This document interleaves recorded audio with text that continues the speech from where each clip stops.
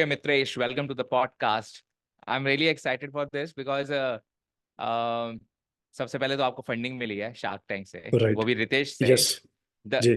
और उसके बाद तो मैं बड़ा एक्साइटेड हूँ जानने के लिए कि ये पूरा सिस्टम कैसे काम करता है, शार्क टैंक में जाना, उसके ऊपर एक्सपीरियंस कैसा है आपका, और स्पेशली आप D2C ब्रांड को जो आप बिल्ड कर रहे हो, तो ये सारा कुछ मैं आज आपसे जानने वाला हूँ। तो सबसे पहले तो आप मुझे बताओ, फंडिंग आ गई या नहीं आ गई है आपके पास? अभी प्रोसेस में कुछ लीगल फॉर्मेलिटीज होती हैं, वो पूरा कर रहे हैं हम लोग। Okay, perfect. या अच्छा, तो आप थोड़ा एक बैकग्राउंड दो कि आपने ये शार्क टैंक की जर्नी कैसे शुरू हुई, और उसके बाद मैं आपसे आपकी मेन जर्नी पूछूंगा कि आपने शुरुआत कैसे करी इस ब्रांड की। तो शार्क टैंक के बारे में आपने कैसे देखो, जब कैसे जब अप्लाई किया? सीजन जब सीजन 1 आया था ना, तो मेरे कुछ फ्रेंड्स भी गए थे। आई मीन सीजन 1 में जैन सिकंजी था, आपने देखा होगा। हाँ, जैन शिकंजी वाला, तो राइट। हाँ, बहुत ही वो छोटा, मतलब फ्रेंड का छोटा भाई है। और तो उस वक्त मुझे लगा कि यार मैंने मिस कर दिया, क्योंकि मैंने उस वक्त ना, मैं टीवी नहीं देखता था इतना। थोड़ा काफ़ी ज़्यादा ऑक्यूपाइड था काम में। तो मुझे पता ही नहीं चला कि कब आया। मतलब मैंने टीजर भी नहीं देखा कभी ना, मैंने कभी फॉर्म अप्लाई किया। तो मुझे ऐसा लगा कि मैंने मिस कर दिया, मुझे सीजन 1 में जाना चाहिए था। तो फिर मैंने सीजन 2 में भी अप्लाई किया। तो सीजन 2 में मेरा हुआ नहीं था शायद। मतलब एक लंबा प्रोसेस होता है, लास्ट में पता लगा कि नहीं हुआ है। तो फिर सीजन 3 में भी फिर से एक चांस लिया मैंने, थोड़े चेंजेस किए ब्रांडिंग में, पैकेजिंग में। और थोड़ा रेवेन्यू पहले से और अच्छा होके गया। और सबसे बड़ा फैक्टर था, इस बार मम्मी साथ गई तो वो भी काफ़ी काम किया मेरे लिए। तो मतलब अच्छा रहा राइट, सीजन 3। या राइट। तो ये प्रोसेस होता कैसे है, मतलब आपने कैसे अप्लाई किया और उसके बाद क्या देखिए, स्ट्रक्चर नॉर्मली होता है, कुछ बताओगे? फॉर्म्स निकल जाते हैं, आई थिंक अप्रैल में। उसके बाद 2-3 राउंड्स तो आपके ऑनलाइन होते हैं। एक basic, okay. I mean eliminations होते हैं हर राउंड में। और फिर ऑफलाइन ऑडिशंस होते हैं मेट्रो सिटीज़ में, जो भी आप चूज़ करोगे। मतलब आप कोलकाता भी कर सकते हो, मुंबई भी, बैंगलोर में। फिर आपको उस सिटी में वहाँ पे बुलाया जाता है। तो ऑफलाइन ऑडिशन के बाद फिर जो फाइनल स्टेप होता है, ये होता है आपका स्टूडियो राउंड, जहाँ पे शूट होता है। और स्टूडियो राउंड के बाद फिर आप टीवी पे टेलीकास्ट होता है। लेकिन सबसे अच्छी बात ये होती है कि शो का फॉर्मेट ऐसा है कि सब कुछ सीक्रेट होता है। तो हमें भी एक्चुअल में पता नहीं होता कि हमारा एपिसोड कब आएगा। तो हम्म। अब हम लोगों ने भी काफ़ी वेट किया, हमें मतलब मार्च के एंड में हमारा एपिसोड आया। तो मतलब ओवरऑल बहुत ही अच्छा एक्सपीरियंस था, बहुत ही अच्छी लर्निंग थी। क्योंकि जब हम लोगों ने शुरू में स्टार्ट किया था तो कंपटीशन भी बहुत था, और हर स्टेज में फिर आगे गए। और जब मुंबई गए स्टूडियो राउंड में, वहाँ पे तो बहुत ही अमेजिंग मतलब एक्सपीरियंस था, क्योंकि हमारे लिए फर्स्ट टाइम था ऐसा, कि एक्चुअल में क्या प्रोसेस होता है और क्या है। तो मतलब वो अलग ही फीलिंग थी मतलब। और जब फर्स्ट टाइम उनको देखा, तब क्या हो रहा था, मैं पिच की तैयारी कर रहा था ना। तो वहाँ पे बहुत बड़े बड़े फोटोज लगे हुए थे स्टूडियो में। तो अब आप जब खुद तैयारी करते हो बात अलग होती है। तो जब मैं सामने गया ना उनके, बड़े बड़े ऐसे पोस्टर्स लगे हुए हैं, और मैं पिच की मतलब रिहर्सल कर रहा था, तो मैं देख के भूल गया एक बार। क्योंकि जब उनका फेस देखा ना, अमन गुप्ता का, अमन गुप्ता और ये अनुपम मित्तल ऐसे फोटोज लगे हुए हैं, तब मुझे लगा हाँ। यार ये तो गड़बड़ हो जाएगा अगर सामने ऐसा हो गया तो। लेकिन सब कुछ अच्छा रहा मतलब। अच्छा अच्छा, एक चीज बताओ, जो आपने फर्स्ट टाइम फॉर्म भरा था ऑनलाइन, उसमें किस तरीके हम्म। के क्वेश्चंस आते हैं जो जहाँ से शॉर्टलिस्ट होता है देखो, बंदा? जो फर्स्ट राउंड होता है वो थोड़ा बेसिक क्वेश्चन होता है। उसमें आपके बारे में पूछा जाता है, आपके बिजनेस के बारे में, है ना। आपका रेवेन्यू मॉडल क्या है, आपका बिजनेस मॉडल क्या है, आपकी बेसिक टर्नओवर मतलब क्या है, आप क्या कर रहे हो, एक बेसिक मतलब आपकी हॉबीज क्या है। ये कुछ ऐसे क्वेश्चंस होते हैं। अगले राउंड में वो थोड़ा और डीप में जाते हैं उस चीज़ को लेके। और जब आपका नहीं, आपसे ऑडिशन, फर्स्ट राउंड में क्या आपसे रेवेन्यू पूछते हैं, वो जो आपका फर्स्ट राउंड होता है अभी जो एग्जैक्टली ऑनलाइन याद जो? नहीं है, लेकिन आई थिंक कुछ बेसिक क्वेश्चंस तो होते हैं। मतलब रेवेन्यू शायद ओके, पूछा जाता है, क्योंकि अब काफ़ी टाइम हो गया। लेकिन हाँ, ये बेसिक क्वेश्चंस होते हैं ये, कि आप बिजनेस क्या ठीक कर है। रहे हो, बिजनेस का नाम क्या है, मतलब एग्जैक्टली बिजनेस मॉडल क्या है, कहाँ पे, किस सिटी में हो। तो ये सब कुछ बेसिक क्वेश्चंस होते हैं। और उनके बाद अगर उनको लगता है कि चलो ठीक है, मतलब बिजनेस में है, मतलब नेक्स्ट राउंड में जाना चाहिए, तो आपको ईमेल आ जाएगा, कॉल भी आ जाएगा, आप नेक्स्ट राउंड में जाओगे फिर। तो अगले राउंड में मतलब जो और सेलेक्टेड कुछ क्वेश्चंस और बढ़ जाते हैं बेसिकली, और डीप में हो जाते हैं, कि आपका मार्केट साइज क्या है, टारगेट कंज्यूमर क्या है, मतलब और भी वो डीप में यूएसपीज क्या है। और उसके बेसिस पे फिर और इवेल्युएशन होता है फर्दर। फिर जो फाइनल राउंड्स होते हैं वो फिर आपके सामने ही है। हम भी एक्चुअली फर्स्ट टाइम हम्म। देख रहे होते हैं शार्क्स को, जब हम जाते हैं। उससे पहले कभी मिलते भी नहीं है। वो हमारे लिए भी एक टोटली सरप्राइज होता है वहाँ पे। अच्छा, तो सीजन 2 में भी आपने अप्लाई किया था और सीजन 3 में भी आपने किया, 3 में आप शॉर्टलिस्ट हो गए और इवन फंडिंग हम्म। में मिली। ऐसा आपने क्या चेंज किया था एग्जैक्टली जो आपको लगता है जिसकी वजह से आप सीजन 3 में सेलेक्ट हो गए, सीजन 2 लेकिन में जब सीजन? मैं गया था ना, I think actually season 1 season 2, आप जब आप देखोगे जिस कैटेगरी में हम लोग हैं, सब बोलते थे कि क्राउडेड कैटेगरी है। The very first thing. उस वक्त ना मेरे पास टीज के एसकेयूज बहुत ज़्यादा थे। फर्स्ट बड में हम्म। हर्बल टीज, तो मैंने थोड़े एसकेयूज पे काम किए, जो हमें लगा जो काम नहीं कर रहे हैं उनको हटाया। थोड़ा ब्रांडिंग थोड़ी चेंज की, पैकेजिंग चेंज किए सारे। पहले क्या था कि हमारे पैकेजिंग में एक बहुत बड़ा डिफॉल्ट ये था कि हर कैटेगरी की अलग अलग पैकेजिंग थी। जैसे टीज है, टीज का अलग है, टर्मरिक का अलग है, पिकल्स का अलग है। वो कॉमन नहीं था, ब्रांड में कोई यूनिफॉर्मिटी मतलब थी नहीं। उसको चेंज किया, वो सही किया।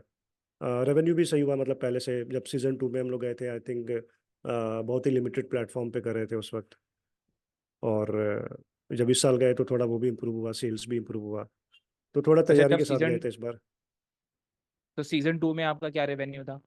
अराउंड 70 to 80 उस वक्त, वही एवरेज। और सीजन 3 में आप गए हो तो 1 CR टच कर रहे थे? हाँ, इस साल हम लोगों ने मतलब 1.5 के आसपास क्रॉस कर लिया था। तो वो भी एक फैक्टर मतलब रहता है। प्लस थोड़ा हम लोगों ने जिस तरह पिच किया, हम लोगों ने ऐसा पिच किया कि हम ऑर्गेनिक फूड ब्रांड को पिच कर रहे हैं। तो कहीं ना कहीं वो थोड़ी पोजिशनिंग उसको चेंज की, जो पहले टीज को लेके कर रहे थे। और आंटी आंटी और नहीं, पोजीशनिंग भी आई वो थी तो आपके बहुत पास, बड़ा मम्मी फैक्टर था। पोजीशनिंग आई। राइट, क्योंकि पिकल्स आप देखोगे हमारे 2 SKUs हैं जो लिटरली घर हम्म। से ही स्टार्ट हुए थे, चाय मसाला और पिकल्स। और हम्म। वहाँ पे पिकल्स सबको बहुत अच्छे लगे, आपने हाँ, देखा भी राइट, होगा। आई रिमेम्बर, और हाँ, ऐसा I know, I know. Audition में भी ऐसा ही हुआ था, मतलब बहुत पसंद आए थे। तो वो भी एक फैक्टर था, मतलब बहुत बड़ा तो मतलब फैक्टर था। ऑडिशनिंग के समय भी आपने अपने सैंपल्स लेके गए थे लोगों को टेस्ट करवाने राइट। के लिए? स्टूडियो राउंड से पहले एक राउंड होता है ऑफलाइन ऑडिशन, वो एक डेमो राउंड होता है। जैसे आप टीवी पे देखते हो वैसे ही कैमरास लगे होंगे, वैसे ही जजेस होंगे, वैसे ही आपको पिच करना है। 40-50 मिनट या जो भी टाइम लगता है, ऑलमोस्ट सेम ही होता है। हम्म। समझो उसका एक एक छोटा सा वर्जन आप पहले कर रहे हो, उसके बेसिस पे इवैल्यूएशन होता है फिर स्टूडियो राउंड का। अच्छा, जब आप फाइनल राउंड के लिए शॉर्टलिस्ट हो गए थे तो मतलब क्या था, आप मुंबई गए, आपको क्या किस तरीके से वो प्रोसेस क्या था, थोड़ा बता सकते हो आप? देखो, पहले तो हम लोग वेट कर रहे थे कि कॉल आएगा नहीं आएगा, क्योंकि सीजन 2 में ऐसा एक्सपीरियंस था कि मैंने काफी वेट किया। दिसंबर हो गया था तब मुझे लगा, अंदर ही फीलिंग आ गई कि अब नहीं आएगा, क्योंकि ऐसा होता है कि कभी आपको कॉल नहीं आता कि आपका नहीं हुआ, आप वेट करते रह जाओ। तो सीजन 3 में लकीली कॉल आ गया। हम लोग मुंबई गए, तो मुंबई मेरे लिए भी ऑलमोस्ट ये सेकेंड टाइम था। ऑडिशन में गया था मैं इससे पहले, और तो बहुत ही अच्छा एक्सपीरियंस था। टीम बहुत अच्छी है शार्क टैंक की। आई मीन बहुत ही उन्होंने हेल्प किया, बहुत ही अच्छे से गाइड किया हमें। तो पहले 1-2 दिन तो थोड़े मॉक्स होते हैं, बिजनेस मॉक्स, मतलब वो आपके नंबर्स के बारे में जानते हैं अच्छे से, डीप में, डिटेल में। आपके बिजनेस मॉडल को जानते हैं, आपके बारे में जानते हैं। उसके बाद हम लोग एक बेसिक पिच लेके जाते हैं यहाँ से, उसको रिहर्स करते हैं। जो आप देखते हो ना, हम लोग हम्म। जाके हमें 2 या 3 मिनट की पिच देनी होती है। तो बेसिकली आप उसी की तैयारी करते हो। ऐसा और कुछ तैयारी होता नहीं है बाकी तो। ऐसे रैंडम चैट होता है फिर वहाँ पे। जब आप अंदर चले जाते हो तो जो भी क्वेश्चंस आते हैं वो कुछ भी पूछ सकते हैं, आपको कुछ भी बोलना है वहाँ पे। तो वो तो फिर उस मोमेंट के ऊपर है कि आप क्या डिसीजन ले रहे हो, क्या आप मतलब क्या जवाब दे रहे हो। तो बेसिकली वो 2 से 3 मिनट का पिच है जिसकी आप तैयारी करते हो। तो वो हम लोग यहाँ से लेके गए थे खुद से। उसमें थोड़े से चेंजेस वहाँ पे किए हम लोगों ने। तो बस यही था, लेकिन वो काफ़ी अच्छा एक्सपीरियंस था। मतलब हमारे लिए फर्स्ट टाइम था, थोड़ा नर्वस तो थे हम लोग भी। लेकिन वहाँ जाने के बाद कॉन्फिडेंस आ गया। कुछ और भी साथ में बैचमेट्स थे, उनको देख के भी आया। तो बैचमेट्स मतलब? मतलब और भी लोग जो वहाँ पे आते हैं, हमारे हमारे तरह ही और भी कॉन्टेस्टेंट थे। ओके, तो हमारे बैच ओके, में ओके, और भी जो भी थे, तो अच्छा लगा मतलब। ओके। अच्छा, खातिरदारी करी इन्होंने शार्क टैंक वालों ने? हाँ, वो तो बहुत बहुत ही अच्छा सिस्टम है। मतलब आपको कभी आपको दिक्कत नहीं होगी कुछ भी, आप जाओ अच्छा, तो मतलब मतलब प्रॉपर अच्छे से आपको केयर। अच्छा होटल रूम मिलेगा, खाना पीना हाँ, सब कुछ कवर अप? सब कुछ आपका कुछ खर्चा नहीं है वहाँ पे। बेसिकली आप जाओगे, आपका सारा शेड्यूल सेट होता है, सुबह से लेके शाम तक का या रात तक का जो भी है। तो टिकट्स भी यही देते हैं आप लोगों को फ्लाई करने के लिए? हमें रिम्बर्समेंट मिल जाता है उसका। आप जो भी टिकट करो, आप बाद में आपको मिल जाता ओके। सो मतलब इस है। राइट। ये सारी चीजें टेकन केयर ऑफ हैं by shark tank team. Yes. और जो आपकी पिच थी, मैंने सुना है कि बैकएंड पे जो जो हमें पिच दिखती है वो तो 15-20 मिनट की दिखती है, लेकिन जो रियल पिच होती है वो 45 मिनट्स टू 2 आवर्स तक भी चलती है। तो आप लोगों की कितनी लंबी पिच थी? हमारी अराउंड आई थिंक 35 से 40 मिनट्स का ही होगा, मतलब ज़्यादा बड़ा भी नहीं था। और ओके। हमें इतना पता लगा नहीं है, मतलब मुझे तो ऐसा लगा कि शायद आधे घंटे का ही था। लेकिन नॉर्मली यहाँ पिच 40 मिनट से 50 मिनट्स, 1-2 घंटे भी चलती है बहुत लोगों की। हम्म। और इवन ऑडिशंस में भी ऐसा ही होता है। टीवी पे एक्चुअली टाइम कंस्ट्रेन होता है, तो एक 15-20 मिनट का आपका जो भी है टाइम है वो आता है। लेकिन रियलिटी में पिच बड़े होते हैं, मतलब लंबा होता है पिच काफ़ी। ओके। अच्छा, हम्म। तो ये मतलब 35-45 मिनट्स तक की मतलब मैक्सिमम जो पिच रहती है, हमें ऑल्टर कर एडिट करके सिर्फ 20 मिनट की या पंद्रह राइट। मिनट की दिखाई जाती है? ओके। राइट। तो आप जब आपकी पिच क्लोज हो गई थी तो क्या आप फिर बैक एंड पे रितेश से आप मिले थे उसके बाद, या उसके बाद आपका मिलना नहीं होता नहीं, उनसे, अभी शाख हम से? उस वक्त तो नहीं मिल पाए, क्योंकि ऐसे मिलना नहीं होता, क्योंकि आप पहले भी जब हम मैंने बोला ना, शो के पहले भी आप नहीं मिलते। जब वो गेट खुलता है तो हम्म। तभी हम फर्स्ट टाइम देखते हैं। बाहर निकलते हैं तो उसके बाद भी अगर डील मिल जाती है तो काफ़ी लोगों के आपने देखा है पॉडकास्ट हुए हैं रितेश के साथ में। तो वो शेड्यूल के हाँ। अकॉर्डिंग अगर होता है तो मिल लेते हैं। जैसे हमें भी मिलना था, लेकिन हम लोग बहुत लेट हो गए थे। हमारा शायद रात लास्ट या सेकेंड लास्ट शूट था, तो हम लोग नहीं मिल पाए उस दिन। लेकिन ओके, ऐसे ये ऐसे शूट हो। नॉर्मली, हाँ ऐसे हम्म। नॉर्मली आई डोंट थिंक कि लोग मतलब ऐसे मिलते हैं। वो पॉडकास्ट के लिए ही था। अरे ये शूट होते कहाँ पे हैं शार्क टैंक के सारे कहाँ, फिल्म फिल्म सिटी सिटी। में होते हैं? फिल्म सिटी या और फिल्म सिटी कितनी दूर है मुंबई में, अगर आप मेन सेंटर में हो तो कितनी दूर होता है? देखिए, जिस होटल में हम लोग थे जुहू के पास में, अराउंड आई थिंक 1.5 आवर्स या 1 घंटा तो लग ही जाता था। आधा घंटा से 1 घंटा। या और आपको 2-3 दिन वो पिच की तैयारी करने जाना होता था डेली बेसिस पे? हाँ, सुबह जाते थे हम लोग होटल से। मतलब उस होटल में और भी लोग थे, और भी कॉन्टेस्टेंट जो साथ में थे। और हम लोग शाम हम्म। या रात को आ जाते थे 8:30 9 बजे तक। अपना आया, खाना वाना खाया, फिर नेक्स्ट डे। अच्छा, जिस दिन आपकी पिच थी उस दिन और किसी की पिच भी थी जो बंदा सिलेक्ट भी हुआ और जिसको डील मिली हो? हाँ, कोई काफ़ी है लोगों क्या? के जैसे सेम डे आई थिंक 7 से 8 पिचेस होती हैं। हम्म। तो हालांकि सबके टाइम स्लॉट्स अलग होते हैं, इसलिए हमें एग्जैक्टली पता नहीं होता कि किसका है। लेकिन हमारे बैच में काफ़ी लोग थे, तो सेम डे भी मतलब होते हैं। 7 8 पिछते तो और भी लोगों के होंगे उस दिन। नहीं, आपको ये याद है कि किसी का सिलेक्शन हुआ है आपके, जिस दिन आपकी पिच थी हाँ उस दिन हाँ, और भी जैसे कोई? ये वाइज वाइज लाइफ ब्रांड है, प्रतीक, तो हम्म। उनका भी सेम डे ही था हमारे साथ। ओके। या सही सही। तो अच्छा, अब आपकी मतलब क्लोज हो चुका है, अभी आपका प्रोसेस चल रहा है, तो जब एक बार सिलेक्शन हो जाता है और ये सारा कुछ हो जाता है, तो ये बोलते हैं ड्यू डिलिजेंस होता है आपका। तो ये राइट। ये प्रोसेस क्या होता है, ड्यू डिलिजेंस प्रोसेस होता है क्या एग्जैक्टली? देखिए, बेसिकली ड्यू डिलिजेंस में आपके पेपर चेक होते हैं, आपके रेवेन्यू, बिजनेस मॉडल या जो भी है, और प्रॉफिट एंड लॉस। एक बेसिक फॉर्मेट होता है। आपकी कंपनी के ऊपर कोई डिफॉल्ट तो नहीं है। तो एक भी ये बेसिक प्रोसेस है फंडिंग से पहले। ये हर कोई, ये ऑलमोस्ट एक कॉमन प्रैक्टिस है, ये होता ही है। तो एक बार डीडी रिपोर्ट आ जाती है, उसके बाद फिर आगे प्रोसेस स्टार्ट हो जाता है। एग्रीमेंट साइन होते हैं, फिर फंडिंग आ जाती है। ओके। और फंडिंग या डायरेक्टली आपके मतलब आपको आपके कंपनी। बैंक अकाउंट में ट्रांसफर होगी? राइट। ओके। तो ये जो ड्यू डिलिजेंस होती है, तो ये रितेश की टीम होती है या कोई थर्ड पार्टी टीम होती है जो ये करती है? ऑलमोस्ट थर्ड पार्टी एजेंसीज होती हैं, जो मतलब इन्वेस्टर के साइड से अपॉइंटेड होते हैं, और वो करते हैं। हाँ। या अच्छा, आपकी खुद से बात हुई है रितेश से आफ्टर डील होने के, क्लोज होने के बाद, फोन पे या ऐसे उनकी टीम से कोई टच वीडियो में हूँ कॉल? मैं। मतलब जब भी कोई प्रॉब्लम या कुछ भी ऐसा आता है तो मतलब टच में हूँ उनकी टीम से। अभी रितेश से डायरेक्टली बात नहीं हुई है, लेकिन होपफुली हम लोग मिलेंगे अभी। अच्छा, प्लान है मिलने का आपका उनके साथ? हाँ, क्योंकि अब मैंने रीच आउट किया है पॉडकास्ट के लिए तो देखते हैं। अच्छा अच्छा अच्छा, हाँ रितेश को आपने रीच आउट किया है, नाइस। हाँ। या सही, हम भी कोशिश करेंगे फिर उन्हें रीच आउट करने की। जी। सही है। तो तो ऐसे अच्छा, काफ़ी तो अच्छा अब एक्सपीरियंस है। मतलब मैं तो कहूँगा कि कोई भी ब्रांड है, अगर मतलब जाता है तो बहुत ही अच्छी बात है, क्योंकि आपको 15 से 20 मिनट का एक अच्छा एयर टाइम मिल जाता है। तो आपके लिए एक राइट फ्री राइट। मार्केटिंग तो है ही, ऑब्वियसली आपके सेल्स में काफ़ी फर्क आता है। और रातों रात आपका ब्रांड एक हाउस होल्ड ब्रांड मतलब बनने को हो जाता है, क्योंकि हर कोई आपका नाम जान जाता है। ये बड़ा इंटरेस्टिंग आपने बोला कि आपको फ्री मार्केटिंग, तो अच्छा, ये आपको उससे फायदा कितना हुआ जिस दिन आपका एयर हुआ? उस दिन आपको कुछ फायदा हुआ रेवेन्यू में, या उस दिन सेल्स आपकी बूस्ट हुई? देखो, फायदा मिलता है, क्योंकि एक तो ये है कि आपका नाम ऐसे ही हो जाता है, ब्रांड का थोड़ी हम्म। पर्सनल ब्रांडिंग भी हाँ। होती है। सेल्स हम्म। में बहुत ज़्यादा स्पाइक आता है, मतलब ऑलमोस्ट 6 to 10x आप मान लो, अच्छा। अमेजोन पे या वेबसाइट पे। तो हम लोग पहले से प्रिपेयर थे, मतलब तैयार थे इस चीज़ के लिए। लेकिन ये रेवेन्यूज का फ़ायदा मिलता है, और भी मतलब ये हर ब्रांड्स के साथ है, खासकर जो भी D2C कैटेगरी में या कंज्यूमर प्रोडक्ट्स में है, उनको बेनिफिट मिला है इस चीज़ का। मतलब आपको भी 6 to 7x उस दिन आपको आराम सेल्स से। का मिला? राइट। ओके। ओके, और आप ये चेक कर सिर्फ रहे उस थे दिन उस नहीं दिन होता। मतलब? हाँ हाँ, वो दिन मैं तो लैपटॉप लेके बैठा था जब टीवी पे आ रहा था मेरे सामने ही।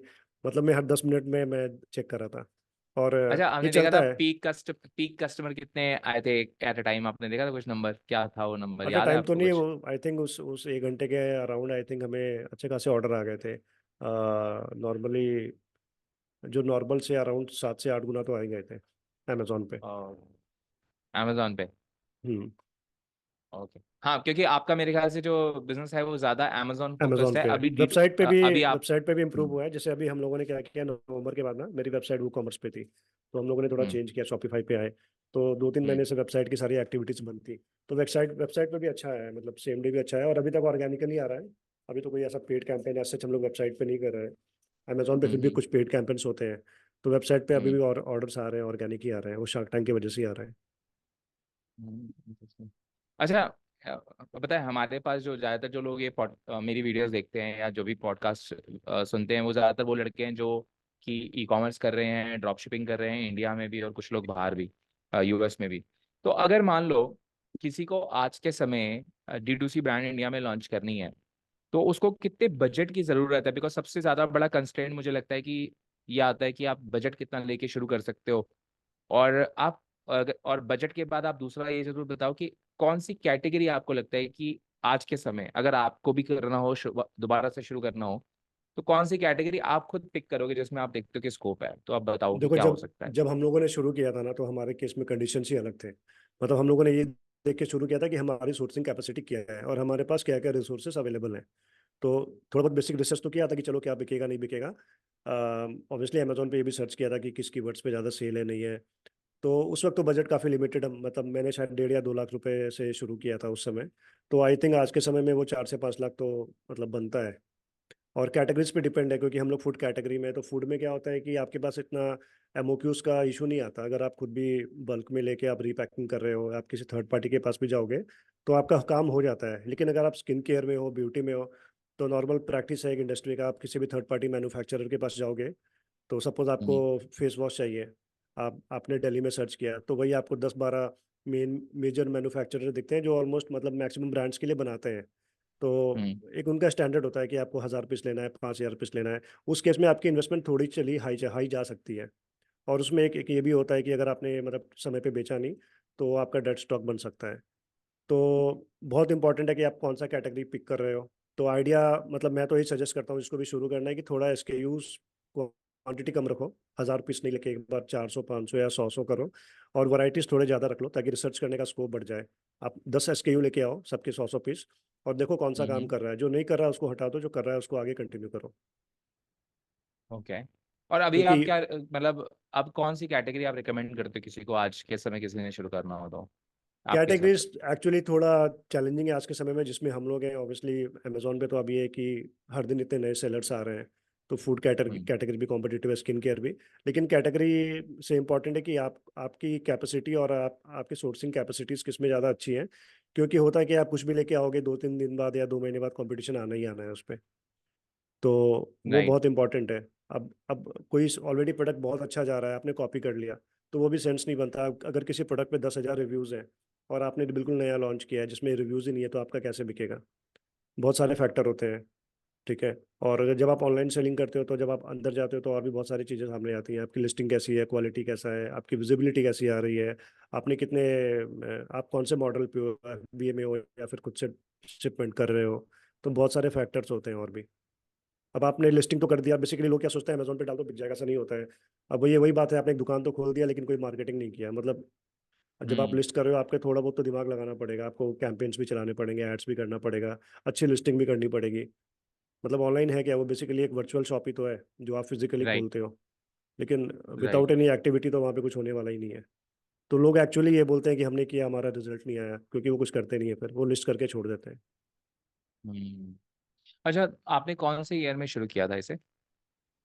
मेरे अराउंड 27 में कंपनी फॉर्मेशन कर ली थी, 17 में। उसके 2-3 महीने पहले मैंने मतलब थोड़ा बेसिक रिसर्च वगैरह भी किया था, तो बोल सकते हो 17 से स्टार्ट कर लिया था मैंने, 2017 और से। आपने सबसे पहला प्रोडक्ट कौन सा लिस्ट किया था अमेजोन पे?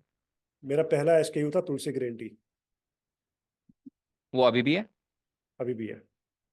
और बिकता है वो, मतलब अच्छा सेलर है आपका या मिड सेलर है, कैसा है वो? अभी मिड है, लेकिन उसके काफ़ी लॉयल कस्टमर्स हैं, मतलब जो लेते हैं वो उसको ही लेते हैं। ओके। या तो हमें जो मतलब उसमें मेजर रिपीट। सक्सेस मिला ना, जैसे मैं हम्म। हम लोगों ने 3 टी से स्टार्ट किया था। तो तुलसी ग्रीन हम्म। टी, मिंट टी और स्लिम टी। और हम्म। उसके बाद जो मेन सक्सेस आया वो हनी से आया, पहाड़ी हनी।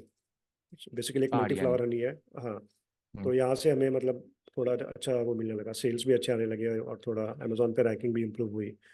और उसके बाद अभी जो हमारा बेस्ट सेलर है वो लाकाडोंग टर्मरिक है। ओके, ये क्या ये हम होती है? नॉर्थ ईस्ट से, ये टर्मरिक का एक वैरायटी है जिसमें करक्यूमिन कंटेंट काफ़ी हाई है।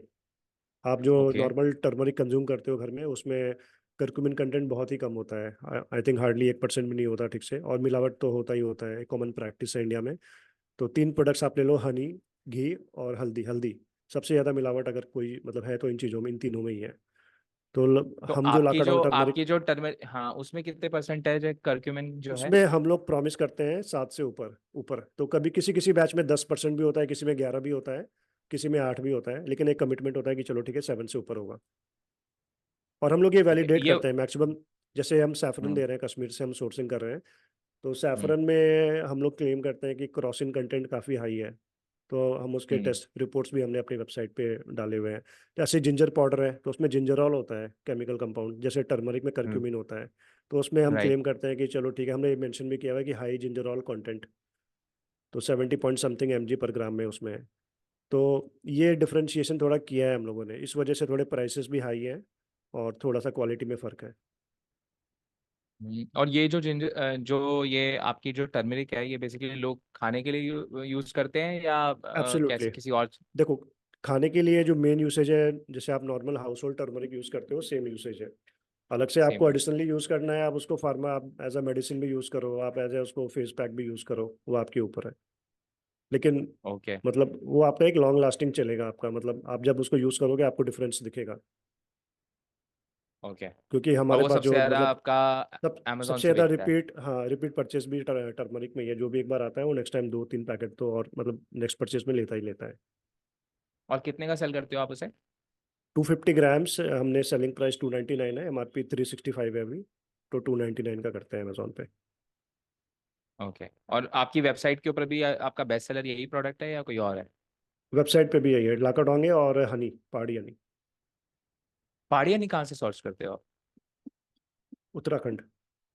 अच्छा, उत्तराखंड से। मैंने नाइस। मैंने शुरू ही सब कुछ वहीं से किया था, देहरादून से शुरू हुआ था ये ब्रांड। तो हनी की सोर्सिंग, टी की सोर्सिंग, सब कुछ वहीं से हुआ था इनिशियली। अब थोड़ा पैन इंडिया हो गया, अब कुछ नॉर्थ ईस्ट से भी ले रहे हैं, कुछ साउथ से भी आता है, कुछ अच्छा, कश्मीर से एक है। चीज बताना, मैंने देखा है कि हनी के ऊपर बहुत ज्यादा लोग, एक दो मिथ्स भी हैं हनी के ऊपर, तो आप उसमें हम्म। हेल्प करना, बिकॉज आपको आपको हनी का एक्सपीरियंस है। पहली बात, जैसे हम ब्रांड का नाम नहीं लेते, लेकिन बड़ी बड़ी ब्रांड्स हैं जो बोलती हैं कि हमारी हनी 100%, वो मतलब दावा करती हैं, लिखती है 100% प्योर हनी, प्योर है। और उनका रेट बहुत ही कम होता है। और जब हम अमेजोन पे जो ऑर्गेनिक हनी या 100% छोटी ब्रांड से लेने की कोशिश करते हैं, उनका प्राइस महंगा होता बहुत है। ज्यादा होता है। तो वो एग्जैक्टली क्यों होता है? क्या क्वालिटी की वजह से ही सिर्फ इतना डिफरेंस है प्राइसिंग में, या उनका बैच साइज बहुत कम होता है और बड़ी ब्रांड्स का बैच साइज बहुत ज्यादा होता है, इस वजह से उनका प्राइस इतना कम है? देखो, 2-3 फैक्टर है इसमें। एक तो ये रीज़न है कि बैच साइज छोटा होता है, स्मॉल बैच साइज है। तो कहीं ना कहीं बहुत ही मतलब आप समझो कि आपको क्वालिटी वाइज काफ़ी अच्छा आ रहा है। क्योंकि और एक कंसेप्ट है रॉ हनी का। जैसे आप मैक्सिमम जो हनी आप कमर्शियली यूज़ करते हो, प्रोसेस हनी होता है। तो प्रोसेस हनी किसको बोलते हैं? नॉर्मली जैसे आप देखते हो मिल्क इंडस्ट्री में पेस्टराइज एक कॉमन प्रैक्टिस है, तो हनी को भी किया हम्म। जाता है ताकि उसका मॉइस्चर हम्म। हट जाए और उसकी सेल्फ लाइफ बढ़ जाए।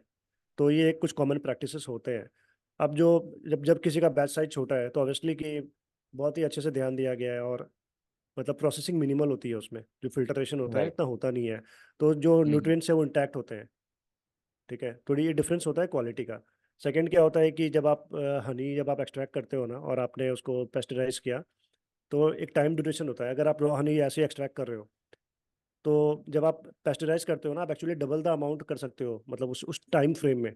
सपोज अगर मुझे हनी एक्सट्रैक्ट करना है अपने मतलब फार्म से, और मैं उसको नेचुरली होने दूं, तो हो सकता है कि एक महीने में अगर मैं 500 किलो निकाल रहा हूँ, और अगर मुझे मैनुअली प्रोसेस करना है तो मैं 1000 किलो निकालूंगा। तो क्वांटिटी भी कम हो जाती है, तो इस वजह से भी प्राइसिंग फिर थोड़ी महंगी होती है। ओके। और ये और आप प्योरिटी ये भी वाली देखो बात कि जो है। जो बड़े ब्रांड्स हैं एक्चुअली उनका साइज भी बहुत बड़ा है, मतलब उनके जो प्रोक्योरमेंट के मतलब वो टर्म्स हैं, और जिस साइज में वो करते हैं, वो एक छोटे ब्रांड के आप मतलब कुछ परसेंटेज में कुछ कहीं कुछ मैच ही नहीं है।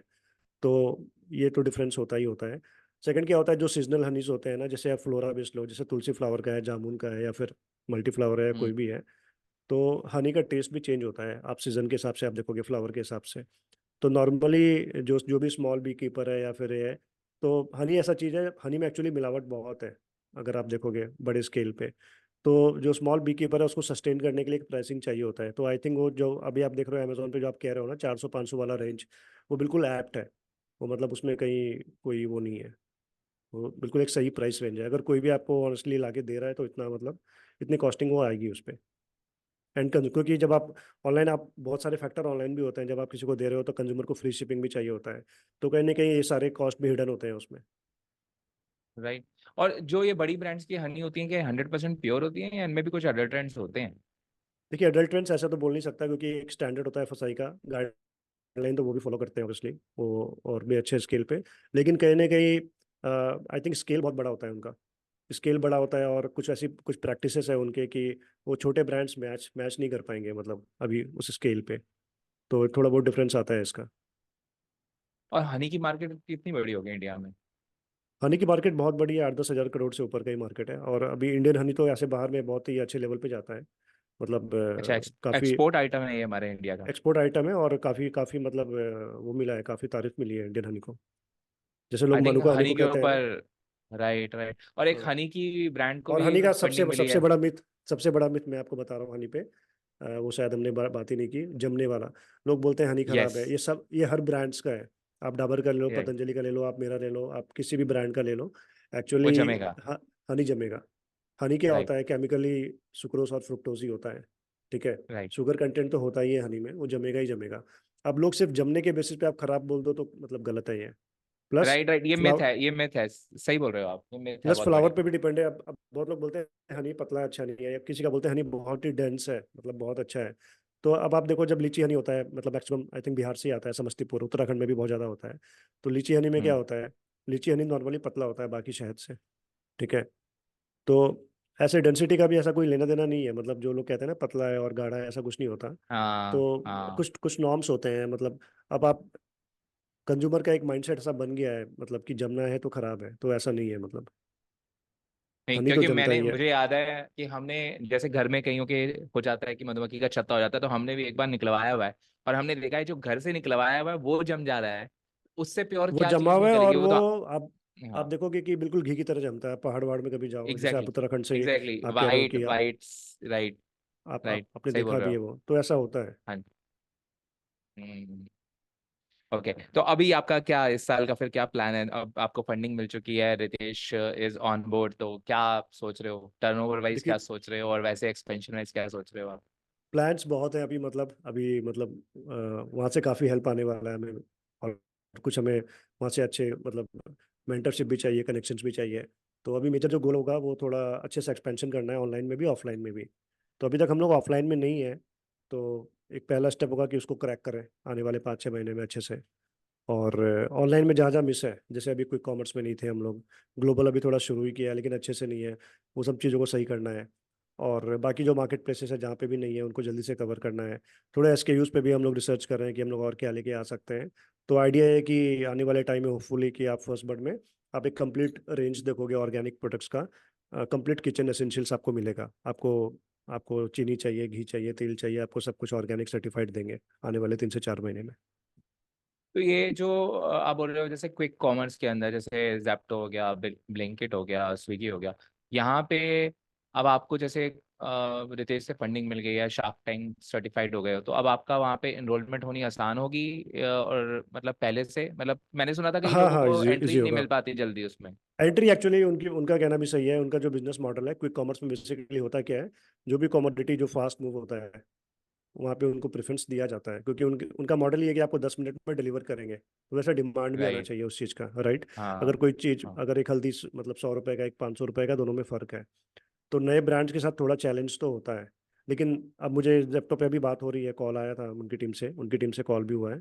तो होपफुली वहाँ पे भी अब ऑन बोर्ड हो जाएंगे अब, विद इन अ वीक या सो। तो वहाँ पे क्या अपना आपको सामान बल्क में उनके सेंटर में भेजना पड़ेगा, ऐसा कुछ होगा? अभी मॉडल क्लियर, मतलब अभी इनिशियल मीटिंग से है, लेकिन हाँ ऐसा ही मॉडल है कि हमें मतलब कुछ शिपमेंट्स वहाँ पे देने होंगे, जो भी उनके वेयर हाउसेस हैं, फिर वो वहाँ से फर्दर डिस्पैच होंगे। जैसे ओके, उनके डार्क ओके। स्टोर्स होते हैं, मतलब मेजर मेट्रो सिटीज़ हाँ, में। क्योंकि अब हाँ। हम लोग अपने अगर अपने हब से डिस्पैच करेंगे तो बहुत टाइम लगेगा, तो एक शिपमेंट हम्म। हमें वहाँ भेजना ही होगा। ओके। अच्छा, और आप अपनी वेबसाइट के ऊपर भी मेरे ख्याल से एक्सपेंशन की सोच रहे थे कि D2C उधर भी एक्सपेंड करेंगे, अभी तक अमेजोन पे ही बेसिकली है आपका बिजनेस। हाँ, तो वेबसाइट इज समथिंग कि हम लोग थोड़ा एग्रेसिवली करेंगे इस बार। तो आइडिया ये होगा कि जितना अमेजोन पे आ रहा है एटलीस्ट उसका उतना या उससे 2x 3x तो वेबसाइट पे भी आए। तो अभी तक बहुत ज़्यादा एड स्पेंड नहीं कर रहे थे वेबसाइट पे, लेकिन अब करेंगे। तो और आपने रेवेन्यू गोल कुछ रखा है इस बार 2024 के लिए कोई? गोल तो 50 करोड़ का है, मतलब इतना तो अचीव करना है इस बार। ओके। और थोड़ा और भी वेंचर और देखते हैं और क्या क्या कर सकते हैं अभी। मतलब अभी तो हम लोग फिलहाल एसक्यू लिमिटेड ही रखा है हम लोगों ने। तो आइडिया है कि इसको पहले ठीक से अच्छे से करें। और जैसे 2-3 हीरो एसक्यू निकल के आ चुके हैं, तो उनको थोड़े और अच्छे से स्टैब्लिश कर लें। जैसे हनी है हमारा, टर्मरिक है। और जैसे फिर और भी एसक्यू आगे लेके आते हैं, तो वहाँ से भी रेवेन्यूज आएंगे। तो हम्म। ग्लोबल इज समथिंग, अच्छा वहाँ तो से हम बहुत ज़्यादा होपफुल हैं। ऑफलाइन है, ऑफलाइन में मतलब अच्छा खासा स्कोप है। जितना ऑनलाइन है, ऑनलाइन से बड़ा मार्केट ऑफलाइन है एक्चुअली इंडिया में। तो बहुत बड़ा मार्केट है। ओके। अच्छा, अभी तक अब इसलिए सबसे नहीं कर रहे थे कि इम्पोर्टेंट बात। कंस्ट्रेंट थे बहुत सारे ना ऑफलाइन में। जब आप शुरू करते हाँ। हो तो एक्चुअली आप पैसा फंसाना नहीं चाहते। और नॉर्मली ऑफलाइन में क्या होता है कि जब भी एक आप बीइंग न्यू ब्रांड जाते हो तो पहला ये आता है कि ठीक है सामान रख दो, बिकेगा तो पैसा देंगे। तो आप भी नहीं चाहते कि यार कहीं पे पैसा फंसे अभी। तो वो हम्म। थोड़े रिस्क टेकिंग थोड़ा मिनिमल हो जाता है वहाँ पे। राइट। अच्छा, अभी आंटी आंटी का क्या रोल होने वाला है 2024 में ब्रांड के साथ? बहुत बहुत बड़ा रोल है आई थिंक। गेम चेंजर है मतलब वो। हम्म। और अभी देखो कि पिकल्स के काफ़ी ऑर्डर्स आए हैं हमें। तो हाँ। अभी सबसे बड़ा पॉइंट है कि जैसे ही नया सीजन आता है हमें काफ़ी अच्छे से मतलब तैयारी करनी होगी। जो हम जो बना रहे थे शायद उसका 5-6 गुना बड़ा हमें और बनाना पड़ेगा इस साल। मैं तो बोलता हूँ फर्स्ट तो बैट के ऊपर ना आंटी की पिक्चर लग जाए तो आंटी, हाँ तो मजा ही आ जाए। ये मम्मी जी सर्टिफाइड जो आपने आई वहाँ पे थिंक यूज दो भी किया तीन था। हाँ 2-3 एसकेयू में है शायद। मैं आपको दिखा भी देता हूँ। मैंगो पिकल में है, लेमन पिकल में है, चाय मसाला में है। तो ओके। करेंगे और भी ब्रांडिंग में कुछ ना कुछ एक्सपेरिमेंट इस चीज़ का। नाइस, क्योंकि मुझे वो याद है, वो लाइन आपकी, वो टैग अच्छा था, हाँ, ये आप दिस इज देख सकते हो ना। Mummy certified. हाँ, राइट राइट राइट। या, ये कौन सा पिकल है? ये लेमन पिकल। ये लेमन पिकल। ओके। ये है चाय मसाला। अच्छा, तो चाय मसाला कौन सा वाला मसाला है? ये वो जो हम मसाला चाय पीते हैं नॉर्मल, वो वैसा टाइप वाला मसाला देखो है? मसाला चाय में क्या होता है, टी लिप्स भी होता है, इसमें टी लिप्स नहीं है। इसमें जब आप घर में चाय हम्म। बना रहे हो ना, आप थोड़ा सा डाल हम्म। दो मतलब। तो ये आपके चाय के टेस्ट को इनहेंस करेगा। किस तरीके का इनहेंस करेगा? कोई मतलब कोई जैसे सपोज स्पाइसी आप फ्लेवर देगा? हाँ, स्पाइसी फ्लेवर है। जैसे घर में आप डालते हो, अदरक डाले हो, आप इलायची करते हो, है ना। हम्म। तो हाँ आपको हाँ उतना हाँ। नहीं करना। इसमें काफ़ी कुछ है। इसमें अदरक है, इलायची है, केसर है, सब कुछ है। 8 से 10 मसाले हैं। और काफ़ी अच्छे से ब्लेंड किया हुआ है। तो तो अगर आपको मतलब वैसा चाय पूरी स्पाइसी बन फ्लेवर, जाए, हाँ पूरी बन चाय जाए, आप बनने के थोड़ा बाद सा डालना है? बनने के बाद भी डाल सकते हो, आप बनते हुए भी डाल सकते हो। और आप उसको पियो। इवन आप सब्जी में भी यूज़ कर सकते हो उसको। थोड़ा मल्टीपर्पस है, सब्जी मसाला भी काइंड ऑफ यूज़ कर सकते हो। अच्छा, मल्टीपर्पज हो गया ये। हाँ, लेकिन तो मेनली आप चाय के पीते लिए हो? यूज़ करते हैं। हम लोग तो घर में डेली पीते हैं। घर में, ऑफिस में। ओके। अच्छा, तो हम्म। आपका ऑफिस कहाँ है? ऑफिस कौन से स्टेट में है इस वक्त आपका? हम हमारा जो रजिस्टर्ड ऑफिस है वो तो देहरादून में है, लेकिन अभी कोविड के बाद से ऑलमोस्ट 2 साल हो गए मैं अपने होम टाउन से ही कर रहा हूँ, झारखंड से, देवघर। ओके, तो अभी वर्क फ्रॉम होम टाइप वाला कल्चर ही चल रहा है कि घर में ही ऑफिस बना रखा है आपने, या घर के हाँ, आसपास अभी ले क्या है रखा है? कि अभी घर के नीचे ही हमारा स्पेस है, तो वहीं पे पूरा एक वेयर हाउस बनाया हुआ है। और अभी हम लोगों ने एक नया स्पेस भी लिया है, अभी हो गए 3 महीने। तो वहाँ ओके। पे भी ऑफिस है, हाँ। और कितनी बड़ी टीम है अभी आपकी जो फुल टाइम काम कर रही है? अभी हम लोग 5 से 6 लोगों की टीम है। छोटी टीम है लेकिन काफ़ी एक्टिव है मतलब। ओके। तो हाँ, मतलब इनका काम क्या क्या काम है इन 5-6 लोगों का, कुछ बताओ आप थोड़ा। देखो दो दो लोग तो है मार्केटिंग में, मतलब वो प्योरली मेरे साथ होते हैं अमेजोन पे और बाकी जगह हम्म। लिस्टिंग विस्टिंग। और हम्म। 2 से 3 लोग होते हैं हमारे पैकेजिंग में, जो डेली ओके। बेसिस पे ऑपरेशंस हैं, ऑर्डर्स हैं। हम्म। ये है। और कुछ कुछ चीज़ें आउटसोर्स भी हैं, जैसे डिजिटल मार्केटिंग का पार्ट लो तो कुछ आउटसोर्स है। ओके। या अच्छा, अ, जैसे पैकेजिंग है, मैंने देखा D2C में पैकेजिंग बहुत बड़ा, एक मेरे ख्याल से बहुत बड़ा रोल रोल है। प्ले करती है, क्योंकि ये शार्क टैंक्स भी पैकेजिंग के ऊपर बहुत बड़ा कमेंट्स करते हैं। तो राइट। जैसे, और आपने आई थिंक एक बार वो भी कर चुके हो, रिवैम्प भी कर चुके हो अपनी पैकिंग, आपने बोला था लास्ट ईयर से अब। तो आपने क्या देखा है कि आजकल जो पैकेजिंग है लोग किस तरफ मूव कर रहे हैं? जैसे मैं देखता हूँ कि कुछ मुझे टर्म्स नहीं मालूम, ऑब्वियसली टेक्निकल टर्म्स नहीं मालूम। हम्म। कहीं जार्स होते हैं, कहीं प्लास्टिक वाले पैकेजिंग होते हैं, सील पैक्स, वैक्यूम पैक्स होते हैं। इस समय सबसे ज्यादा आपके हिसाब से सबसे कॉस्ट इफेक्टिव और सबसे बढ़िया पैकेजिंग क्या है किसी के लिए, अगर कोई अपना D2C ब्रांड खाने पीने की रेंज में शुरू कर रहा है तो? देखो, अगर हमारी कैटेगरी में आना है तो आई थिंक पाउचेस बहुत ही कॉस्ट इफेक्टिव है। ओके। क्योंकि अगर आप जैसे टीज कितने है, रुपए आप अगर टी या टीन बॉक्सेस लेते हो टीज के, जो जैसे ऑर्गेनिक इंडिया के आते हैं, वो आपको अगर आप हाँ। बल्क लोगे 1,000 पीस, आपको 20 से 25 का एक पड़ेगा। पाउचेस आपको एवरेज जो प्राइस आएंगे 5 रुपए का आएगा, ठीक है। अच्छा, मशीन नहीं है। टीन पैक जो आएगा वो 20 रुपए का आएगा? हाँ, पाउचेस आपके 5-6 रुपए में आ जाते हैं, पाँच ठीक है। रुपए 4 गुना और कम अगर हो आपको, गया। हाँ, आपको 1,000 पीस नहीं भी लेना, आप 100 पीस ले लो, 500 पीस ले लो, दिल्ली में तो आपको हर जगह मिल जाएंगे, जितने आपके बड़े बड़े मार्केट है। आप चले जाओ। और कस्टमाइजेशन की करवा के मतलब आपको 5 रुपए का पड़ेगा नहीं नहीं, ये तो कस्टमाइज प्लेन करवा के? पाउचेस है। प्लेन पाउचेस है, इसमें ऑप्शन ये है कि या तो आप स्टिकर्स लगा लो प्रिंट करा के आगे और हाँ पीछे। हाँ हाँ तो स्टिकर्स में हाँ हाँ। बेसिकली कॉस्टिंग आपकी समझ लो कि थोड़ी जा सकती है आगे, मतलब दोनों मिला के, फ्रंट और बैक 5-6 रुपए आ सकता है। और नहीं तो हम लोगों ने सबसे जो हम लोगों ने टेक्निक अपनाया, हम लोगों ने प्रिंटिंग कराते हैं उस पर, स्क्रीन प्रिंटिंग, डिजिटल नहीं कराते। तो हमें शायद 1.5 से 2 रुपए का पड़ता है वो, मतलब बहुत ही कॉस्ट इफेक्टिव। तो मेरा 7 रुपए में मतलब तैयार हो जाता है पूरा, 6 से 7 में। आप उन्हीं से करवा लेते हो स्क्रीन प्रिंटिंग या आप नहीं, किसी और से वो करवाते मैं हो? खुद से जब आपके एमओक्यूज कम हो तो आप करा सकते हो स्क्रीन प्रिंटिंग। जब एमओक्यूज बढ़ जाते हैं, जैसे अभी हमारे पास डिमांड अच्छा है, तो अभी हम लोग डिजिटली मतलब कराते हैं अब। लेकिन जब शुरू किया था तो फिर स्क्रीन प्रिंटिंग ही करते थे पाउचेस में। बाकी जो भी आपको लेबल्स लगाने हैं, अगर ग्लास बोटल्स है, टीन बॉक्सेस है, तो आप स्टिकर्स यूज करो, बेस्ट है। ओके। और आपको कौन कौन से लाइसेंस चाहिए होते हैं इस तरीके का बिजनेस शुरू करने के लिए? फूड में अगर आपको आना है तो फूड लाइसेंस तो मस्ट है एक तो, कंप्लीट। और FSSAI जो होता है आपका? हाँ, फसाई फसाई तो फसाई में भी 2-3 होते हैं। एक तो होता है बेसिक, अगर आपका 12 लाख से टर्नओवर कम है तो हम्म गवर्नमेंट जो फीस है आई थिंक 100 रुपए की है उसमें। और अगर आपका 12 लाख से ऊपर का टर्नओवर है, और आपको उसमें भी 2-3 स्लैब होते हैं कि आपको मार्केटियर का चाहिए, मैन्युफैक्चरर का चाहिए, रीपैकर का चाहिए, तो आई थिंक 2,000 से लेके 3,000 5,000 ऐसे स्टेट लाइसेंस होते हैं। एक सेंट्रल लाइसेंस भी होता है। तो आप कुछ भी ले सकते हो, आप स्टेट लाइसेंस भी ले लो, कोई दिक्कत नहीं है। मतलब देखा जाए तो बंदा 100 रुपए में भी शुरू कर सकता है अपना काम पे, कर मतलब सकता है, क्योंकि जैसे अगर हम शुरुआत मैंने में तो तो दस बहुत, लाख ही। हाँ, मतलब इनिशियली तो लोग बेसिक वाला ही लेते हैं, हम लोगों ने भी बेसिक लिया था जब शुरू किया था। और जीएसटी तो आपको लेना ही है अगर आप बिजनेस कर रहे हो, ऐसे भी। और अगर आप ऑनलाइन ओके। सेलिंग कर रहे हो तो जीएसटी ऐसे भी मस्ट है, तो जीएसटी चाहिए एक आपको, फसाई फसाई चाहिए होगा। तो ये बेसिक कुछ डॉक्यूमेंट्स है जो लगते ही हैं, मतलब pan card, GST, bank detail, bank होना चाहिए, अकाउंट होना चाहिए, बस। अच्छा, इसमें कोई जो स्टार्टअप इंडिया जैसे एक मेरे ख्याल से गवर्नमेंट ऑफ इंडिया की स्कीम है, क्या उसका कोई यूज हो सकता है? कोई बिजनेस बंदा शुरू कर रहा हो नया, स्टार्टअप इंडिया से देखो, कुछ फायदा स्टार्टअप हो इंडिया सकता में है? बहुत सारे स्कीम्स हैं, मतलब जैसे हम लोग स्टार्टअप इंडिया में भी से रिकॉग्नाइज्ड है, स्टार्टअप उत्तराखंड से भी हैं। तो इंसेंटिव्स भी आप अप्लाई कर सकते हो, जैसे हम लोगों ने बीच में स्टार्टअप उत्तराखंड से किया भी था मार्केटिंग के लिए। तो 4-5 लाख हम्म। रुपए वहाँ से मिलते भी हैं।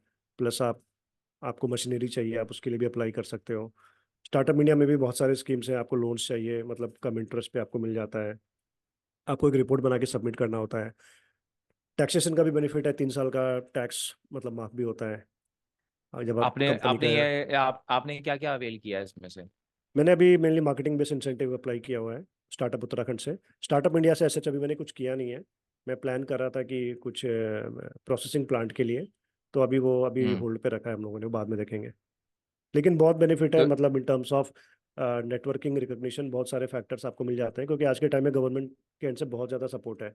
और जैसे मैंने शुरू उत्तराखंड से किया था, बहुत ही एक्टिव है, मतलब वहाँ पे बहुत ज़्यादा एक्टिव है। तो मतलब अगर मुझे नो कोलेटरल लोन चाहिए तो वो भी मिल जाते हैं? नो कोलेट्रल भी मिल जाता है, जैसे मैंने अभी अपने बिजनेस के लिए लिया हुआ है, तो मिल जाता है। मतलब आपका टर्नओवर अगर ठीक है और बाकी आपके सिविल वगैरह सही है, तो हो जाता है। ओके। ओके। गवर्नमेंट मतलब के यहाँ से कित बहुत सारे ग्रांट्स भी हैं, आपको ग्रांट्स भी मिल जाते हैं आजकल तो, मतलब और इन हमारे। ग्रांट्स को लेने के लिए कोई मतलब बड़ा सिस्टम सिंपल है या बहुत कॉम्प्लिकेटेड सिस्टम्स हैं? कॉम्प्लिकेटेड तो नहीं बोलूंगा, लेकिन हाँ, टाइम लग जाता है थोड़ा, क्योंकि end of the day government process है थोड़ा, अप्रूवल में वहाँ जाता है, फिर टाइम तो लगता है, 3-4 महीने भी लग सकते हैं, 5-6 महीने भी। बहुत अच्छा लक है तो 1 महीने में भी हो जाएगा। मतलब अगर मैं आज अपनी लेट सपोज मैं अपनी टी ब्रांड शुरू करना चाहता हूँ इंडिया में, और मान लो हम्म। उत्तराखंड से ही शुरू करना चाहता हूँ, तो सबसे पहले तो 100 रुपये में मैं अपना FSSAI लाइसेंस लेके शुरू कर सकता हूँ, पहली चीज़। और एक राइट। GST रजिस्टर करवा के अपना काम शुरू कर लूंगा। और आपने बोला कि वो पाउचेस खरीद सकते हैं 5 रुपए के, उसके ऊपर लेबल लगा सकता हूँ, 5 से 6 रुपए का पाउच का आ रहा है। रॉ मटेरियल अगर खरीदने जाऊंगा, मान लो मैं 500 पाउचेस बनाने वाला हूँ, तो रॉ मटेरियल कितने तक का आपके हिसाब से मुझे मिल जाएगा अगर मैं कोई एक ग्रीन टी या बनाने की कोशिश कर रहा हूँ तो? 500 पाउचेस के लिए आई डोंट थिंक कि आपका मतलब कुछ बहुत बड़ा कॉस्ट आएगा। 3 से 4 हज़ार रुपये में भी, मतलब डिपेंडिंग अपन आप अच्छा, क्या सोर्स चार कर रहे हजार हो, रुपये हो जाएगा। में हो हो जाएगा। जाएगा? हो जाएगा। देखो इसमें तो आइडिया मतलब क्या है, आप मैक्सिमम होम हम्म ग्रोन ब्रांड्स देखोगे ना, जब भी आप कहीं पे भी जाओगे हम्म तो आप देखोगे हम्म, मेनली तो एक तो पेपर पाउचेस ही यूज़ होते हैं, और राइट। मैक्सिमम लोग पाउचेस ही यूज़ करते हैं। उसका रीज़न ये है कि जब आपके पास क्वांटिटी कम होती है तो थोड़ा इजी टू पैक होता है, क्योंकि आपको हम्म बहुत ज़्यादा एमओक्यू में लेना नहीं है। अगर आपको ऐसा नहीं है, आपको 1000 पीस ही लेने हैं, आपको जितना चाहिए आप उतना ले लो, हम्म। तो थोड़ा इजी हो जाता है। तो मतलब एक बंदा चाहे तो 10,000 रुपये में भी अपना काम आज के समय एटलीस्ट स्टार्ट तो कर सकता है, कर सकता इनिशिएट है। तो कर देगा। अभी मेरा एक फ्रेंड है, उसको उसने चॉकलेट का बिजनेस शुरू किया है, तो वो घर से ही कर रहा है। तो मतलब मेरे पास आता भी है, हम लोग शाम को मैं जाता भी हूँ उसके पास। तो हाँ। उसको पैकेजिंग में ही प्रॉब्लम आ रही थी, वो घर में खुद चॉकलेट्स बनाता है। तो उसने कुछ नहीं, हम्म उसने 8-10 हज़ार रुपये ही लगाए होंगे। उसका कोई ऐसा सच मतलब बेकरी का वो नहीं है, शॉप वॉप भी नहीं है, घर से ही कर रहा है हम्म वो। और ऐसे ही फंसा ही लिया उसने, और पैकेजिंग पेपर पाउचेस में कर रहा है। और उसके अब सही आ रहे हैं, मतलब अमेजोन पे लिस्ट किया है उसने। तो मतलब पॉइंट ये है कि आपको पायलट टेस्ट करना है तो आप छोटे स्केल पे भी कर सकते हो, आपको 5-10 लाख लगाने हम्म। का मतलब नीड नहीं है। और जो छोटा क्वांटिटी है वो तो आप ऐसे भी ऑफलाइन निकाल दोगे, मतलब अगर आपका ऑनलाइन नहीं भी बिकता, तो अगर आपके पास 100 पीसेस है। मार्केट मैं मतलब लोकल मार्केट में बंदा खड़ा हो जाएगा टेबल और लेके क्या, कि अगर बेच आप, दूंगा मैं। अगर वो आपका 100 पीस भी नहीं निकले तब तो फिर बेकार है। मतलब अगर आप फ्रेंड्स से मतलब लेके, प्रोडक्ट मार्केट फिट देखने के लिए सबसे फिट अच्छा फिट नहीं है। तरीका यही है कि जैसे हम लोगों मार्केट ने में करने से निकल पहले, पड़ो। हम लोगों हम्म। ने पहले छोटे छोटे पाउचेस बनाए थे फर्स्ट बेड को शुरू करने से पहले, और कम से कम चार अच्छा। सौ 500 लोगों को तो वो डिस्ट्रीब्यूट किया, उससे पहले फीडबैक लिया। फिर जो पहला मेरा साइज था, तो तुलसी ग्रीन टी मैंने 500 पीस बनवाया था, ठीक है। हम्म तो जब बनवाया था तब ऐसा मतलब ऐसा फीडबैक भी आया था लोगों का कि यार ये बिकेगा नहीं, 500 पीस है, मतलब बिकेगा नहीं। और हम्म। बस अंदर ये था कि कॉन्फिडेंस कि नहीं नहीं बिकेगा, ये ऐसे ही कह रहा है बिकेगा। और हुआ वो, धीरे टाइम लगा। ऐसा भी टाइम आया कि वो 500 जो 3 महीने 4 महीने में नहीं बिका, वो आपका महीने में भी जाता है, दिन में भी जाए। लेकिन वो है कि मुझे शुरू ना में तो आपको 100-200 तो बेच के देखना ही पड़ेगा, मतलब अगर उतना भी नहीं निकल पा रहे हो आप, तो फिर बेकार है मतलब। मुझे ना एक केस स्टडी याद आ रही है, स्किनी मी टी करके एक ब्रांड है, ब्रांड थी हम्म। या पता नहीं है, ऑस्ट्रेलिया बेस्ड। और उसमें वो एक बंदी ने शुरू करी थी ब्रांड। वो क्या करती थी, उसने खुद से ना 2-4 ब्लेंड्स खरीदे ग्रीन टी के, और उसने बना के उसने पीना शुरू किया। वो अपने वेट लॉस के लिए बना के पी रही थी, लेकिन उसने देखा कि ये मार्केट में बहुत डिमांड है इस सब चीज़ों की। Hmm. So she started making Instagram pages. तो उसने इंस्टाग्राम पे पेज बनाया, और उसके ऊपर ना उसने ये कंटेंट डालना शुरू किया, और वो ना वायरल हो गया। वो वायरल हो गया, फिर उसने उसने वैसी, जैसे आपने बताया, उसने पाउचेस खरीदे, उसने रॉ मटेरियल खरीदा, और उसने मिक्स करके अपना ब्रांड बना के बेचना शुरू किया। बेचा। उसकी brand I think first year में ही 7 फिगर्स क्रॉस करके यूएसडी, मतलब 8-10 करोड़ का बिजनेस करके चली गई, सिर्फ और सिर्फ। और उसका उसका मेन क्या था? स्किनी मी टी, मतलब ये टी आपको स्लिम करने में हेल्प करेगी, हेल्प दैट्स करेगी। About it. और उसने अपनी पूरी ब्रांड शुरू करी सिर्फ और सिर्फ एक इंस्टाग्राम पेज से। तो मुझे लगता है कि ये और जैसे आपने जो मेरे को बता रहे हो कि छोटी टेस्टिंग पायलट करने के लिए 10,000 रुपये में बंदा पायलट करके देख सकता है, तो नथिंग लाइक इट। मतलब इससे सस्ते में और कोई बंदा निकाल चेक कर ले, और क्या चाहिए। राइट, और आज के समय में ना आई थिंक बहुत इजी है। मतलब हम लोगों ने जब शुरू किया तो शायद इतना कुछ अवेलेबल नहीं था। हाँ, ये था कि हम्म इन्वेस्टमेंट कम था। लेकिन अभी आप देखोगे तो अब इंटरनेट हर जगह है। पहली बात तो मतलब आप घर बैठे भी कुछ कुछ भी स्टार्ट कर सकते हो। आजकल आप देखो कंटेंट्स का इतना अच्छा मतलब आ चुका है, कंटेंट क्रिएशन में लोग इतना पैसा कमा रहे हैं। तो अब चाहे आपको ऑनलाइन सेलिंग करना हो, कुछ भी करना हो, एक तो इंटरनेट की राइट। अवेलेबिलिटी बहुत ज़्यादा अच्छी है। सेकेंडली क्या है कि फैसिलिटीज़ बहुत ज़्यादा है। जैसे हम लोग D2C में है, तो हमें कुछ सोचना नहीं है। प्रोडक्ट हमने लिस्ट हम्म। किया, अमेजोन पे डाल दिया, ठीक है। उसके लिए दुनिया भर की थर्ड, अगर आप खुद नहीं कर पा रहे हो तो थर्ड पार्टी एजेंसीज हैं जो आपको लिस्टिंग में भी हेल्प कर देती है। उसके राइट। बाद ठीक है, अगर आप वो भी नहीं कर पा रहे, शिप रॉकेट जैसे कोलाबोरेटर्स है, जो आप जिससे आप शिपमेंट कर सकते हो। आपको ये नहीं है आपको ही जाना है, ऑर्डर आए तो हम्म वो आपके हम्म। हब में आएंगे, वहीं से ऑर्डर्स पिक भी हो जाएंगे। पैसे नहीं है तो बहुत सारे ऐसे स्टार्टअप्स है अच्छे अच्छे, वेलोसिटी है जैसे, रेवेन्यू बेस्ड हाँ। फाइनेंसिंग देते हैं वो, ठीक है। राइट तो राइट आपके राइट। रेवेन्यू के बेस पे आपको फाइनेंस करेंगे, और आपका पर मंथ आपका एक सर्टेन परसेंटेज आपका डिडक्ट होगा, जब तक कि आप उनका पूरा पे आउट नहीं कर देते। सपोज आपने 5 लाख रुपए लिए, ठीक है। हाँ तो जी। आपका हर महीने आपके रेवेन्यू से 10% कटेगा, या 20%, जो भी म्यूचुअल डिस्कशन में होता है। हाँ और जब तक वो पूरा हाँ। पे आउट नहीं हो, तो आज के समय में सब कुछ बहुत ही मतलब फैसिलिटीज बहुत ज़्यादा है। तो ऐसा कुछ नहीं है कि और सब कुछ अवेलेबल है यूट्यूब पे हो या फिर जैसे भी हो, तो इतना कंटेंट के फॉर्म में भी काफ़ी कुछ है। तो आई थिंक स्टार्ट करना थोड़ा इजी है। ये है, कंपटीशन तो है लेकिन वो हमेशा रहेगा और है भी, मतलब कंपटीशन तो और वो रहता ही बड़े है। वो हमेशा वो बढ़ेगा भी। बढ़ेगा ही। लेकिन पॉइंट ये है कि सस्टेन कौन कर रहा है, मतलब 6-7, जैसे मुझे भी ऑलमोस्ट 6-7 साल हो गए हैं। बहुत बार हम्म। ऐसा पॉइंट भी आया कि लगा कि यार अब मतलब शायद कुछ और करना पड़ेगा, मतलब कभी ऐसा होता भी था कि कभी कोई बोलता भी था यार जॉब कर लो, लेकिन वो चुपचाप बैठ के काम मतलब करते रहे हम लोग, और कभी ना कभी होता ही है। तो वही बात है कि बिजनेस में तो आपको लॉन्ग टर्म ही सोचना पड़ेगा। अगर आप सोचोगे कि नहीं नहीं आज ही हो जाए कल हो जाए, तो ऐसा नहीं हो सकता। और मतलब भी चुपचाप बड़ी बैठ चीजें के। हैं मेरे ख्याल से। ये बड़ा कॉमन पॉइंट है, मतलब आपने सही बोला, जैसे आप 7 साल आप बोल रहे हो, 6-7 साल हो गए आप कर रहे हो। मेरे साथ भी ये होता है कि मैं भी यही सोच रहा होता हूँ कि अरे 6-7 साल हो गए हैं, मैं भी शायद मेरे को यहाँ तक पहुंचना था, अभी तक नहीं सोचता है, पहुंचे हैं वहां तक, क्योंकि क्या कर कभी रहा कभी हूँ क्या होता है मैं। ना, देखो, एक्सपेक्टेशन कभी कभी क्या होता है, खुद की तो होती है लेकिन आपके फैमिली वालों की भी आपसे होती है। ठीक है। हम्म। और एक सर्टेन एज के बाद क्या होता है कि ऑब्वियसली बहुत सारे ऐसे एक्सपेंसेस होते हैं आपको मीट करने होते हैं, चाहे वो अपने हो या फैमिली के हो। तो कहीं ना कहीं वो पॉइंट होता ही होता है। और जब मैंने शुरू किया तो 7-8 साल में मतलब और भी काफ़ी लोगों को देखा है साथ में। और मुझे लगता है कि अभी शायद 2 या 3 ही बचे हैं हम लोग, जो हम लोग 8-10 लोगों ने शुरू किया था। और बहुत दुख भी होता है जिन्होंने बंद किया, कि अगर थोड़ा सा मतलब टिके रहते या फिर नहीं करते तो शायद उनका आज भी अच्छा होता। सही बात है, यू नेवर नो कि वो इन्फ्लेक्शन पॉइंट कब आ जाए और एकदम कब आ जाए। आपकी कब राइट। ग्रोथ हो और जाए एकदम, और राइट। अच्छे अच्छे ब्रांड्स बने थे, ऐसा नहीं कि वो नहीं कर रहे थे, महीने का 20-20 लाख रुपए का भी उनका रेवेन्यू था। लेकिन अचानक से उन्होंने मतलब पता भी नहीं लगा।